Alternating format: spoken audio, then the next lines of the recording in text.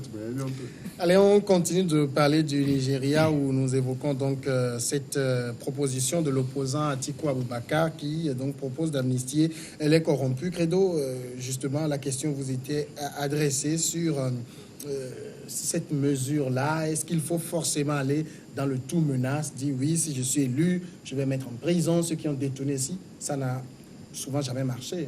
Oui, je suis en partie d'avis, mais si on est également conscient que la politique aura tous les problèmes pour épouser la morale, au moins il faut qu'on travaille pour que la politique puisse se fiancer à la morale un peu, donc ça va amoindrir les choses. Donc c'est dire que je ne partage pas l'avis de Komlan Efabo du net, parce qu'on ne doit pas faire la promotion des détournements de la corruption dans un pays. Nous avons l'exemple même du Bénin qui est proche de nous. Autant de monsieur Yahi Boni comme président, qu'est-ce qu'il a fait? Ce qu'il faisait dans les affaires de drogue, mais il leur a dit, nous vous épargnons des peines de prison, mais venez ramener les sous, investissez dans le pays. Donc c'est en ce moment-là qu'on a vu des buildings, des étages sortir, et du côté de Cotonou et puis dans les grandes villes du Bénin. Et on a également assisté à des créations d'emplois. Donc si on veut aller dans ce sens, donc je dirais que c'est un peu bénéfique pour le commun des mortels. Mais dire que cette proposition du candidat Abubakar va prospérer, donc je crois que lui-même étant déjà entaché par ces sujets, et là même dans son entourage même de campagne. Donc aujourd'hui, nous avons avec lui monsieur le général Obasanjo, qui hier était avec Buhari, avec le rôle, le jeu trouble aussi qui est joué par M. Obasanjo. Donc il faut essayer de donner une autre dimension à la définition de la corruption, parce que la corruption n'est pas que financière, mais la corruption aussi est éthique et morale.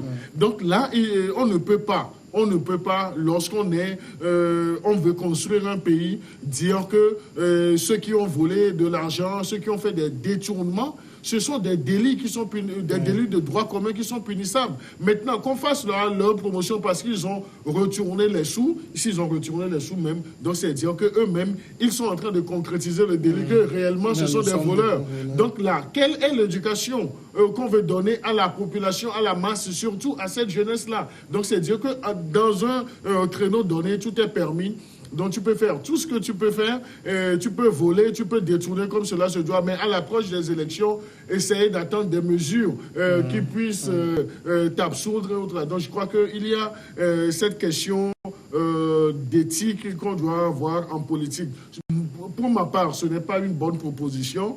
Et comme l'a dit notre ami et cher aîné Germain Sossou, je crois que le candidat Abubakar était surpris même par la question et il fallait qu'il donne une réponse au cours de cette émission-là. Parce qu'on ne peut pas comprendre le fait qu'ils disent que des gens puissent accepter de retourner les fonds dans la caisse de l'État, parce que celui qui a détourné, mais la personne roule sur ces fonds-là, fait ses activités sur ces fonds. Moi, je serai à la place de ces corrompus ou bien de ces détourneurs-là, donc je n'accepterai jamais retourner les sous-là, quitte à vivre éternellement du côté de l'extérieur. Parce que je vais retourner ces fonds, donc je vais redevenir plus pauvre qu'avant, et je vais maintenant aiguiser mon appétit dans la corruption. Donc ce n'est pas une solution qui puisse prospérer. Si les électeurs nigériens devraient tenir rigueur à des candidats, je crois que ce sont des points assez diminuants pour le candidat Abubakar. Oui, je suis d'accord. C'est-à-dire qu'un homme politique, vous ne pouvez pas aller dire,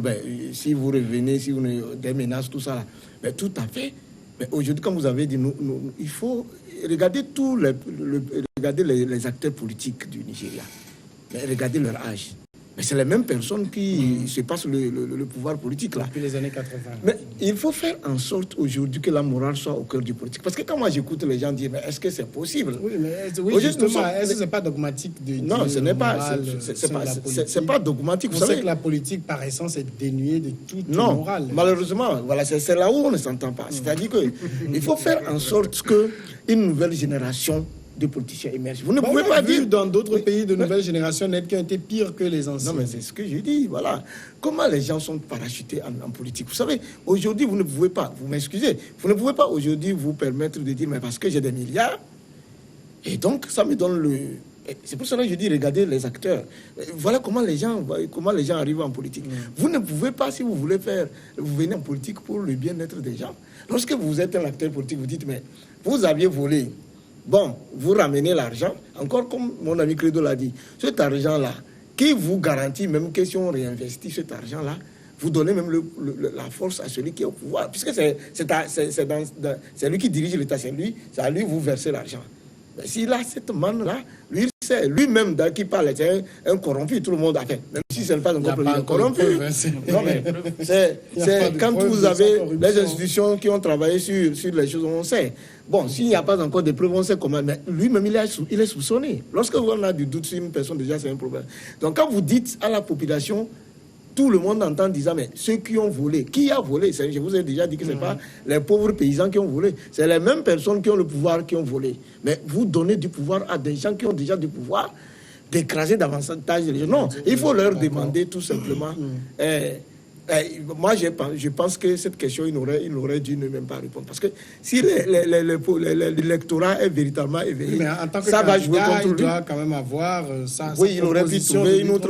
Oui, voilà, quand la question lui a été posée, il doit dire quelque chose. Il ne peut pas dire je n'y réponds pas. Oui, mais pourquoi son adversaire... Parce qu'en tant que candidat, pourquoi il ne peut pas ne pas avoir de réponse à des questions? C'est pourquoi je dis que j'aurais été au Nigeria, j'aurais créé un tollé. Ça, même, il ne passera même pas. Ce qu'il a proposé là, c'est pire que ceux qui ont même détourné. Ça, il enseigne la morale. Comment Fabo, quand il dit qu'il propose d'amnistier les corrompus, est-ce qu'il connaît déjà qui est corrompu? C'est-à-dire, est-ce que demain, quelqu'un qui ramène son argent ne va pas dire voilà le corrompu qui a ramené son argent? Oui, parce que lui aussi fut un homme d'argent. Donc, probablement que... Ils se connaissent, Ils se connaissent. C'est pour cela qu'il est en train de donner ces mesures-là pour qu'on puisse aller dans ce sens-là. Je pense que, moi je le dis parce que les sous qu'ils ont détournés, ça serait très énorme. Donc, ça peut permettre à ce qu'on puisse ramener ça dans le pays pour qu'on puisse développer le pays, financer les choses comme M. Credo l'a dit. Mais la difficulté ici, quand on ramène dans le pays, ça veut dire que ces gens viennent et remettent l'argent à l'État ou bien c'est eux qui réinvestissent? Moi, je pense qu'il faut qu'on crée un compte officiel pour que ceux-là qui ont détourné ces fonds-là puissent les ramener dans ce compte-là. Dans ce cas, vous les appauvrissez, vous appauvrissez ces gens-là. Parce qu'ils vont ramener peut-être des millions d'euros, de dollars qu'ils ont détournés. Quand ils n'ont pas gagné ça à leurs efforts. N'empêche. Ils n'ont pas gagné ça à leurs efforts. Ce sont des sous qui ont été détournés et ce sont l'argent des contribuables nigériens. Donc je pense que forcément ils doivent ramener ces sous-là là où ça se trouve. Non, mais moi je crois. J'ai écouté avec attention M. Fabo, mais moi je dis que ça ne serait pas assez facile, assez aisé que de demander à des gens qui s'estiment, qui se définissent comme corrompus et puis corrupteurs, qui ont fait des détournements, qu'ils puissent s'afficher pour dire nous avons détourné, donc nous avons renfloué les caisses de l'État avec telle somme.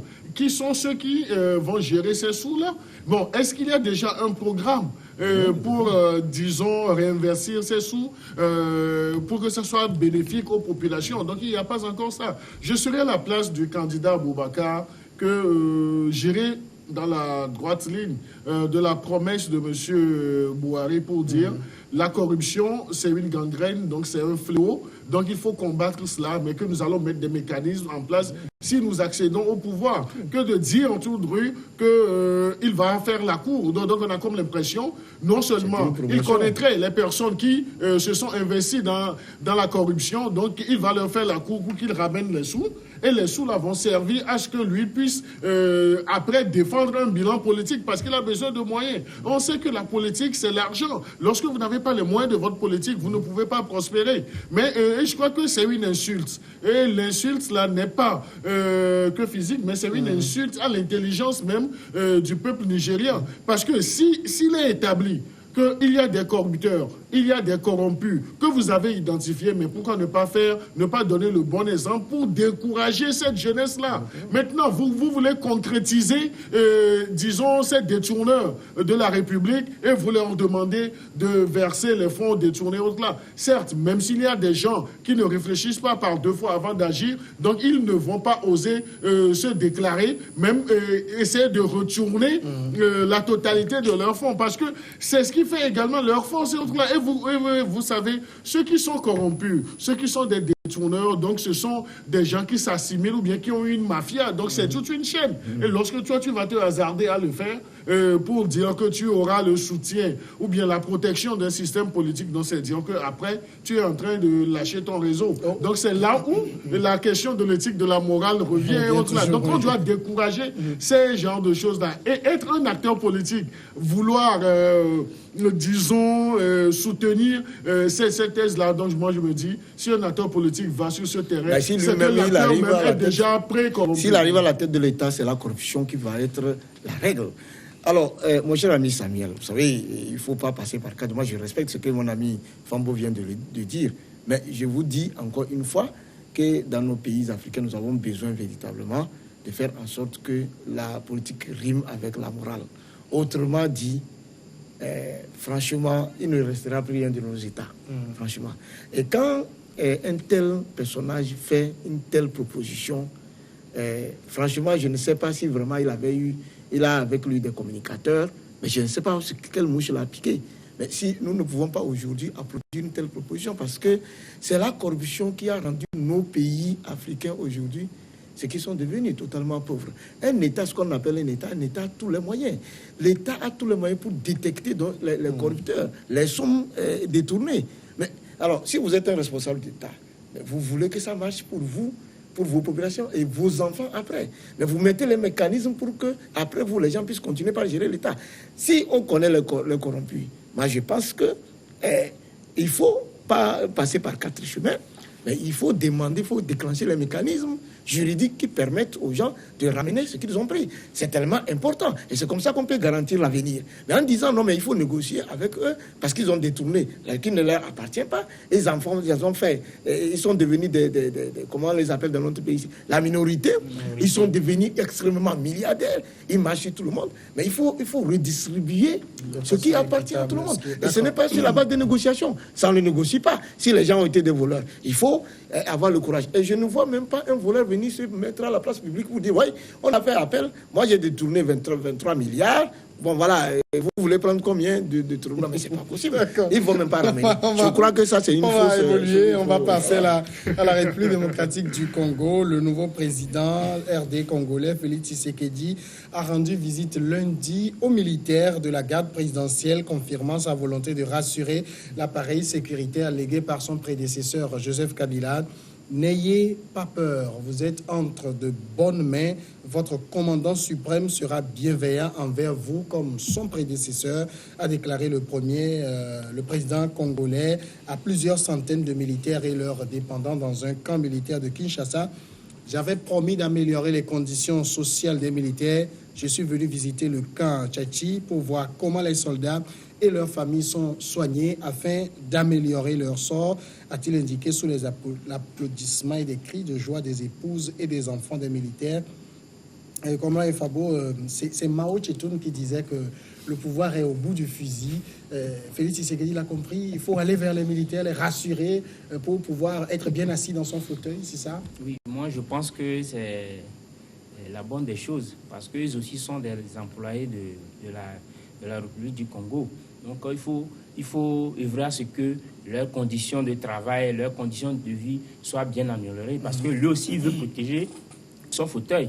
Donc forcément, il doit passer par ces généraux-là, ces états-majors-là, pour qu'ils puissent les mettre en confiance que celui qui est passé, lui aussi, il est venu, c'est pour les protéger, c'est pour les écouter, c'est pour qu'ils soient bien protégés, bien traités, pour qu'ils puissent maintenir l'ordre sur l'ensemble du territoire de la RDC. Mais une première action d'un président de la République qui va vers les militaires, c'est quand même assez discutable parce que c'est pas forcément le terrain sur lequel on l'attend. Hein. Vous savez, stratégiquement, sur le territoire, c'est les forces armées qui font le maintien d'ordre. Donc, forcément, il doit discuter avec eux pour voir les conditions dans lesquelles ils vont entreprendre les mesures de sécurité dans le pays. Germain? D'abord, il faut travailler au jour le jour et faire en sorte que le pouvoir ne soit pas au bout du fusil. Ça aussi, quand vous avez commencé en disant le pouvoir est au bout du fusil. Oui, je sais. Vous savez, Mao Tse-tung, par rapport à nos jeunes, il faut placer la déclaration dans son contexte. Est-ce que ça a changé? Oui, mais le pouvoir au bout du fusil, qu'est-ce que ça veut dire? Est-ce que ça veut dire que celui qui a l'arme, il peut avoir le pouvoir? Ben, oui, mais aujourd'hui, Kabila lui-même, il est arrivé, est-ce que c'est sur la base des armes? C'est un peu militaire, vous l'oubliez, c'est un colonel. Non, je parle de, Félix Tshisekedi, oui. Voilà. Est-ce que c'est ce qu'il a tiré un seul coup de fusil pour arriver? Mais il a compris qu'il doit aller vers ceux qui tiennent le fusil, discuter avec eux. En fait, je vais revenir au sujet. Oui, mais c'est ce que j'ai dit. Mais voilà, c'est ça aussi, c'est nos problèmes. Vous savez, dans une cité, il ne faut pas traiter les gens différemment. Vous êtes un président de la République. Comme vous l'avez dit, la première action, c'est de vous tourner vers tout le peuple congolais et de faire un discours qui rassure non pas une frange de la population. Est-ce que les militaires, ils sont issus, c'est des fils du Congo, ils sont issus de la population congolaise. Et les problèmes du Congo, les Congolais, tout le monde les connaît. Mais maintenant, en allant rencontrer les militaires, ce n'est pas le fait d'aller qui est un problème. Mais c'est la façon dont ils sont arrivés à l'alternance, je crois, au Congo, qui lui oblige à faire rester. Vous savez que pendant des années, il n'y a jamais eu d'alternance pacifique au Congo. C'est la toute première fois qu'il y a eu une alternance qui est pacifique. Donc il faut savoir la consolider et aller de l'avant. Je crois que c'est dans cette stratégie. Je crois qu'avec le président sortant... C'est ça aussi le pouvoir, hein. C'est un équilibre des forces. C'est un équilibre, voilà. Donc, et avec le président sortant, ils en ont discuté. Certainement qu'il a appris que pour aller loin, il est important de passer ici. C'est pour cela que je vous disais tantôt que aujourd'hui, il faut faire évoluer les esprits. Parce que le pouvoir d'État, il y a des méandres qui demandent aujourd'hui aux oppositions d'aller au-delà de la contestation et de comprendre que... Vous faites une autocritique? Normalement, vous savez du parti où je suis, vous savez que moi je suis du parti Le Togo autrement. Et nous pensons que on ne peut pas d'abord rentrer en politique comme ça par accident et que l'exercice de l'autocritique est indispensable pour aller de l'avant. Donc, au sein de notre parti, nous le faisons. Nous avons souhaité même qu'au sein de la C14 qu'il y ait une autocritique. Donc, nous ne sommes pas nullement gênés. Et un politicien qui n'utilise pas les stratégies pour avoir le pouvoir d'État n'est pas un bon politique. Aujourd'hui, c'est la stratégie qui peut vous amener. Donc, moi, je suis d'accord, mais il est important aussi que Félix n'oublie pas aussi la majeure partie des Congolais qui sont des civils, qui ont aussi des besoins, et à qui il faudra aussi faire un clin d'œil, et dire aussi que je vous ai compris, parce qu'ils ont aussi des besoins. Il n'y a pas que les gens de comment les Fabou a dit de façon stratégique, et il a employé le mot stratégiquement, c'est ça, c'est une stratégie pour Félix Tshisekedi d'aller premièrement dans l'état-major pour rassurer les militaires? Non, mais moi je dis, au-delà de la stratégie, donc c'est un désir. C'est un désir pour M.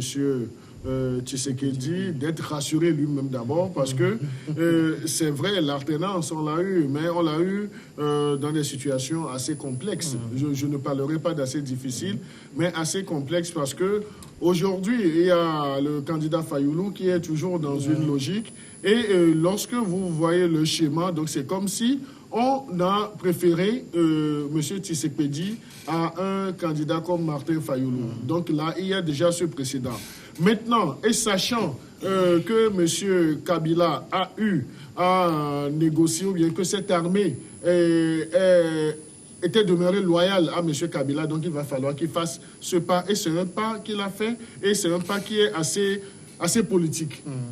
Assez politique, parce qu'il a besoin d'aller vers ces hommes, de trouver ses commandements, parce que lui-même, il n'a pas l'expérience de l'armée, donc il n'a pas le langage de l'armée. Donc en faisant ce pas, c'est au-delà de rassurer les hommes entre eux, donc lui-même, il voudrait tisser un lien avec disons, ces hommes en uniforme, pour leur dire que, en fait, nous viendrons pour parler de l'aspect sociétal même de notre pays, de la société, mais vous ne serez pas oubliés. Parce que lorsqu'il était parti vers ces militaires, ces hommes de troupes, il leur a dit, au-delà de vos conditions de vie et de travail, nous sommes en train de penser à comment améliorer même le système éducatif de vos enfants. Ouais. Donc il a su choisir les mots pour essayer de rassurer, de mettre en confiance ces hommes de troupes. Mais au-delà de ça, donc ça c'est pour nuancer un peu les propos de mon cher ami Germain Sossou pour dire, il a commencé aussi des actions parce que nous avons vu des images, des vidéos qui ont circulé lorsqu'il allait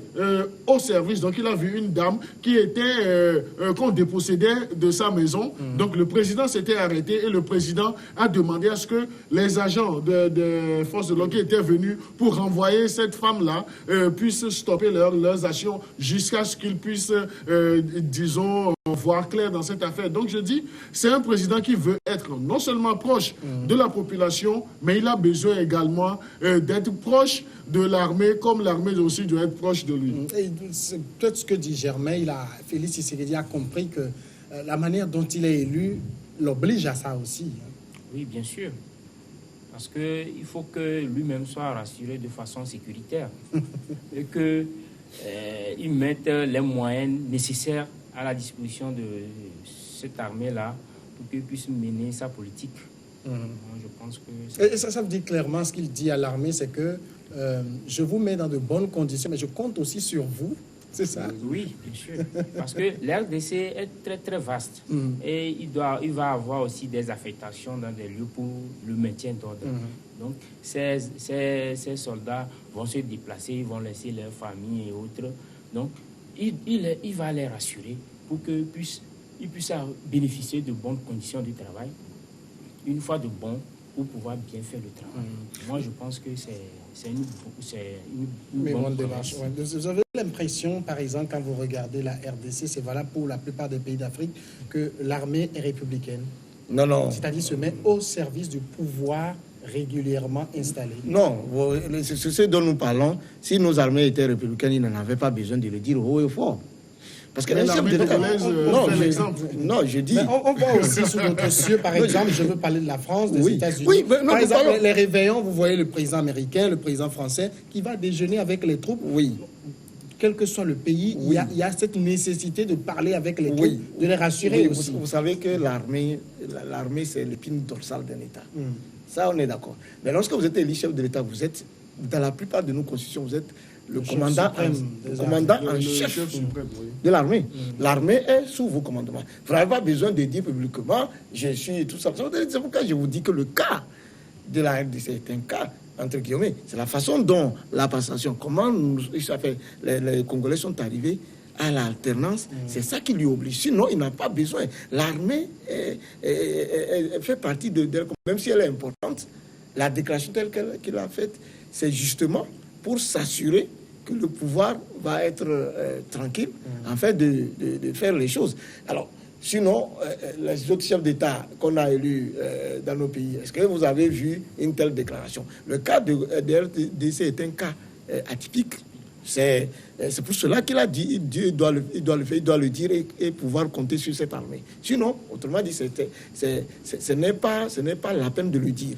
Mais ce que moi je voudrais ajouter, si vous permettez, vous savez, le cas de la RDC, quoi qu'on en dise, nous saluons. Même si aujourd'hui beaucoup de concitoyens, quelqu'un d'autre qui serait à sa place, à un moment donné, il faut aussi lire l'histoire de nos pays et se dire, bon, ce n'est pas ça que nous avons voulu, mais on fait avec pour avancer. Et dans cette option de faire avec, il faut savoir jouer. Et aujourd'hui, il n'y a pas que seulement l'armée. Tshisekedi est obligé de composer avec l'ancien président, les anciens dignitaires. Vous imaginez depuis combien d'années? C'est ça aussi qu'on veut, c'est-à-dire pas de ces alternances c'est-à-dire à la Kalachnikov où on menace tout le monde quand nous venons au pouvoir, vous allez faire ci, ça, non? On veut des alternances où entre le sortant et l'entrant, qu'il y ait la bonne C'est convivialité. pour cela que, par aussi. exemple, dans notre pays, il faut tirer les leçons. Ce n'est pas seulement le Togo, un peu partout en Afrique. Il est important de comprendre que le pouvoir d'État, au-delà de ce que nous voyons, il y a un certain nombre de paramètres qui entrent en jeu. Moi, j'étais venu sur votre site, j'ai dit qu'avant même les résultats, il est important que l'opposition entre immédiatement en discussion avec le pouvoir. C'est tellement important. Et je crois que même dans notre pays, qu'est-ce qui fait en sorte que jusqu'à présent, le pouvoir d'État est confisqué par les mêmes personnes? Il est important aussi de voir. Voilà. On a dit quand le président Kabila Tshisekedi a fait l'annonce, les épouses, les enfants des militaires ont accueilli ça avec des applaudissements, des cris de joie. Donc, ça veut dire que ces militaires sentent aujourd'hui que leurs conditions vont changer, c'est ça? Non seulement leurs conditions vont Ou ça va changer. rester juste une promesse de politicien? Non, je crois qu'on ne blague pas avec l'armée. Lorsque vous faites des promesses à l'armée et puis vous ne tenez pas vos promesses, donc vous-même vous mettez en difficulté. Là où les femmes des militaires ou bien des hommes en uniforme ont applaudi, c'est surtout sur l'aspect où il a parlé de l'éducation des enfants des militaires. Il dit, je vais vérifier la ration, comment manger d'hommes les militaires et leurs enfants, ce qu'il faut améliorer dans l'école des enfants. Oui, donc il a parlé des conditions de la famille des militaires. Et au-delà des conditions de vie, donc c'est qu'il y a une conscience que les militaires ne vivent pas assez bien, donc ils n'ont pas... C'est pas qu'au Congo, hein, parce que même chez nous, on les voit tout le temps. Ils demandent, vous avez le café, vous avez ceci à nous donner. Non, demandez le café, peut-être qu'ils ont besoin de café en ce moment particulier. Non, chez nous aussi, les militaires ne vivent pas bien, il faut avoir le courage de le dire. Je ne suis pas encore sur ce terrain-là. On voudrait aussi que dans tous les pays africains,